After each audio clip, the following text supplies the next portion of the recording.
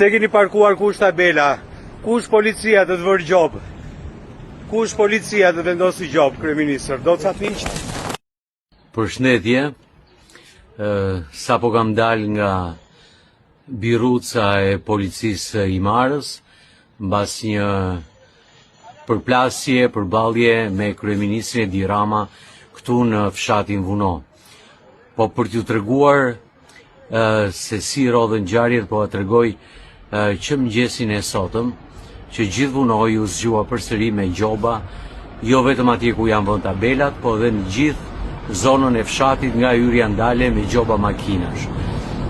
Dhe natyrisht kjo shkaktoi dhe një farë acarimi me policinë e shtetit të banorëve të Vunoi. Kur më vonë nga ora 12:30 a 1 sa ishte, unë kisha shkuar për të mbledhur fiq, edhe duke kthyer me fiq shikoj që gjithë eskorta e kryeministrit dhe kryeministri ishte ulur te kafe Vunoi me familjen e vet dhe gjithë eskorta ishte parkuar në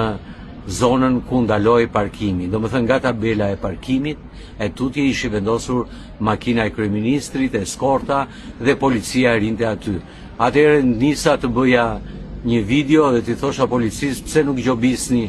dhe kryeministrin, pse nuk gjobisni dhe këto makinat që janë këtu siç keni gjobitur para pak orësh këtu që gjobitët tër Vunoin. Në atë moment kryeministri më thiri, më tha hajde këtu, afrova, natyrisht kisha dhe qesë me fiq me vete, dhe më tha ulu, por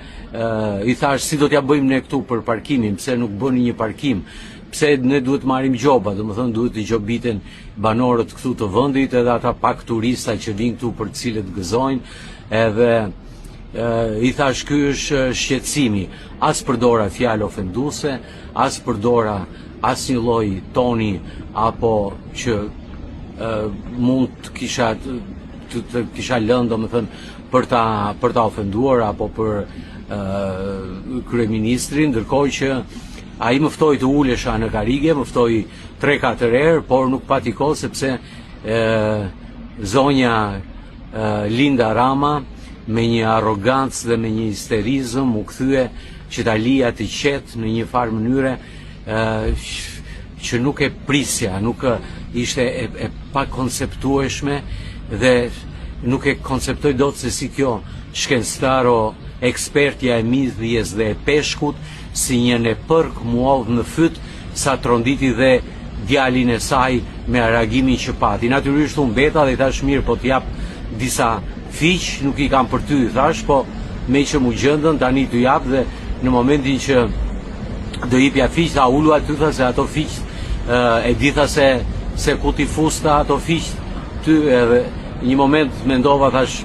shqyr sot kam mbledhur fiq që janë dhe të pjekur e të butë, se imagjinoni po të kisha vajt kisha mbledh dardha, dhe në